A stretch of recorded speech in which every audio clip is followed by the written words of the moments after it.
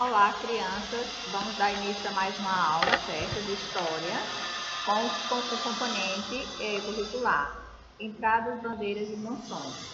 O conteúdo se encontra nas páginas 178 a 182, com atividades nas páginas 183 e 184. Vamos lá. Então, a gente vai ver o que significa essas entradas, bandeiras e monções, que tem muito a ver com a colonização do Brasil, né? A presença dos portugueses, né? Dos espanhóis. Então, aí vamos ver como se deu esse momento, essa época. Entradas, bandeiras e monções. A expansão territorial brasileira teve início a partir do século XVII.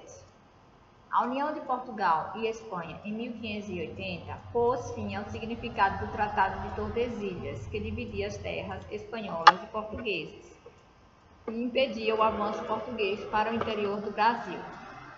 Por tal motivo, a exploração e o povoamento das terras foram iniciados por expedições pioneiras chamadas de entradas e bandeiras. Então, aquele momento, né, a época em que houve o Tratado de Tordesilhas, que a gente já estudou em outras aulas, que foi a separação, né, das terras brasileiras entre Portugal e Espanha, para que cada um tivesse seu pedaço de terra e que não houvesse conflitos, né, para dividir aquelas terras. E aí, com isso, poderia evitar, né, o avanço português para o interior do Brasil. Mas por tal motivo, a exploração e o povoamento, então, o Tratado de Tordesilhas, então, começou a não dar certo, né? E por esse motivo, a exploração e o povoamento dessas terras foi iniciado por expedições pioneiras chamadas de entradas e bandeiras. Então, foi criado mais esse sistema, né, para que fossem iniciados essa colonização, né, para que fosse iniciado o povoamento, né, de pessoas aqui no Brasil, que a intenção era esse, dos portugueses, dos espanhóis, certo? Então, com isso, como o Tratado de Tordesilhas estava ocorrendo assim conflitos entre eles, né, teve a necessidade então de se criar essas expedições chamadas de estradas e bandeiras.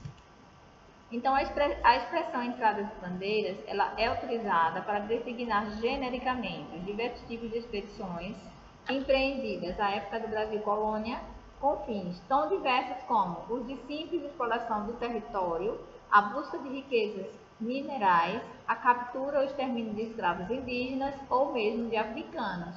Então, era essa a preocupação deles, né? De se fazer tudo isso, né? Colonizar, explorar o território, buscar riquezas minerais como ouro, diamantes, exterminar os escravos indígenas, né, que no caso eles queriam escravizar os índios, né, mas muitos deles não aceitaram, e também escravizar os africanos.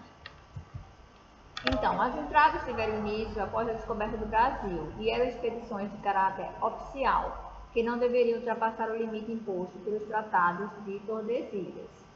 A primeira entrada foi a de Américo Vespúcio em 1503 ou 1504. Vespúcio, com 30 homens, entrou pelo sertão na altura de Cabo Frio, hoje estado do Rio de Janeiro. As entradas coube um importante papel de iniciar o reconhecimento do território brasileiro, embora fossem outros principais interesses. Elas também tinham interesse em encontrar pedras e metais preciosos e capturar indígenas para o trabalho escravo, sendo esse o seu principal objetivo para trabalharem nas lavouras, né? Agora as bandeiras. Diferente das entradas, as bandeiras eram expedições organizadas por colonos portugueses, indígenas e mamelucos, que decidiam se aventurar pelo interior do Brasil sem autorização da corte portuguesa, ou seja, eles faziam essa interiorização do Brasil, entravam no interior do Brasil sem que a corte portuguesa tomasse conhecimento. Então, a maioria das bandeiras partia de São Paulo e de localidades vizinhas, que tinha como componentes os capitães, os mamelucos, os índios, os negros e os padres.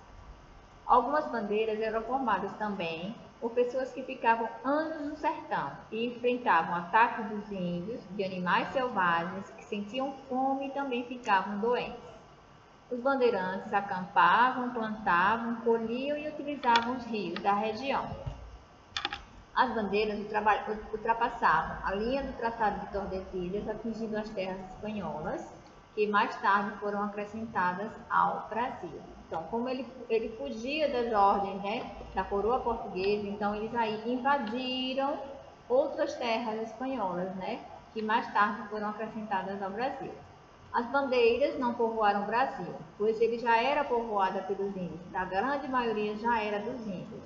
Muito pelo contrário, as bandeiras ainda destruíram povoações indígenas, vendendo-os como escravos.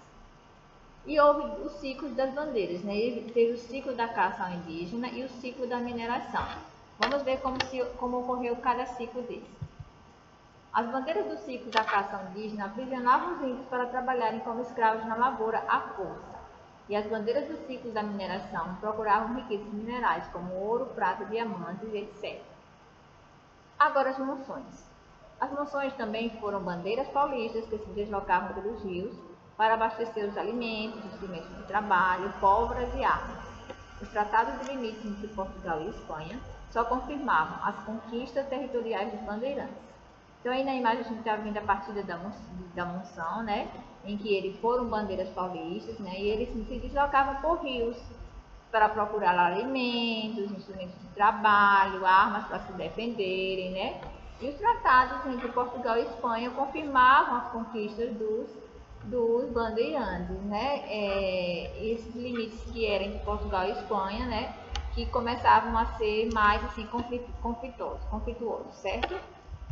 Agora vamos para atividades nas páginas 183 e 184 do livro de vocês. Vamos lá, primeira questão.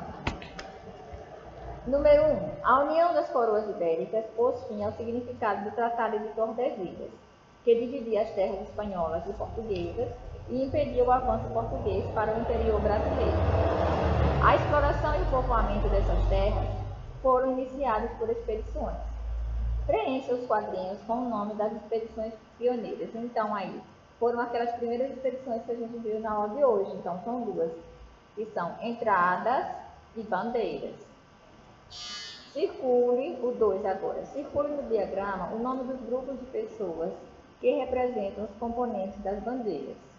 Então, aí nós vamos ver, vamos relembrar quais são as pessoas que faziam parte das bandeiras, né? Então, são os mamelucos, vocês vão procurar aí o nome mamelucos, os padres, os capitães, os indígenas e os negros. Então, foram 5 grupos, né? Terceiro, pense e responda o que eram as bandeiras. Então, vocês vão responder que eram expedições organizadas por colonos portugueses que decidiam se aventurar pelo interior do Brasil sem autorização da corte portuguesa. Quarta questão. Observe a imagem na página 184. Então, aí nós estamos vendo, né, mamelucos conduzindo os índios, né, com a pintura de Jean Baptiste Debray, em 1834. Então, aí tem as perguntas relacionadas a essa imagem. Letra A. Quais são os personagens representados na imagem? Então, vocês vão responder que são colonizadores e indígenas. Letra B. Em que situação se encontram os personagens? Eles vão responder que os colonizadores estão aprisionando os indígenas. Quinta questão. Leia as perguntas e associe as respostas. Número 1. Quais eram os objetos da União Ibérica com as entradas? 2. Como era chamada a União das Coroas de Portugal e de Espanha? 3. Quem comandou a primeira entrada? E 4. O que não poderia ser ultrapassado durante as entradas? Então, vamos relacionar cada item abaixo com esses itens acima. Então, para o número 1 ficou encontrar pedras preciosas, capturar indígenas para trabalho escravo e fazer o reconhecimento do território. Então, a pergunta é, quais eram os objetivos da União Ibérica com as entradas?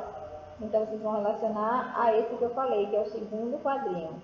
Encontrar pedras preciosas, capturar indígenas para o trabalho escravo e fazer o reconhecimento do território.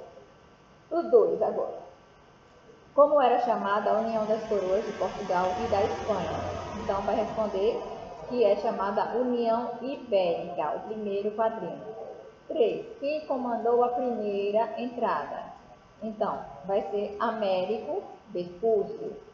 E o 4, o que não poderia ser ultrapassado durante as entradas?